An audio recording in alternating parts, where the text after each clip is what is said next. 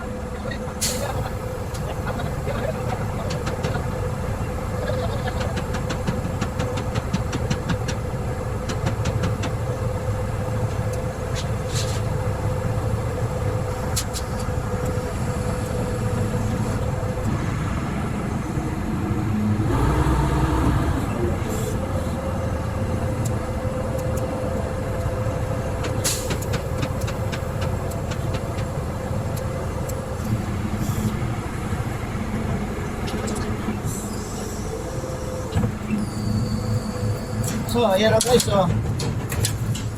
Ito na guys yung ating na-harvest. Ayan, may isang timba na naman tayo.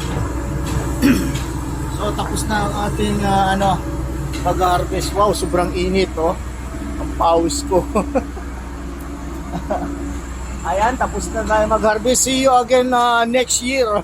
Next summer. Next summer ulit tayo mag-harvest, mga ka-palm tree. Abing pawis ko.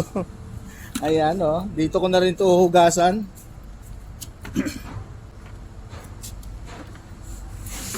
Hugasan muna natin.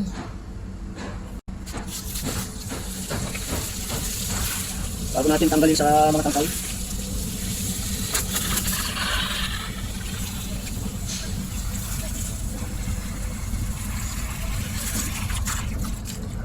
So yun guys, hanggang sa muli nating pagkikita next year sa pag-harvest. Maraming salamat sa panonood, at kung nagustuhan nyo ang aking video, huwag nyo pong kalimutang i-follow ko at i-subscribe sa aking YouTube channel.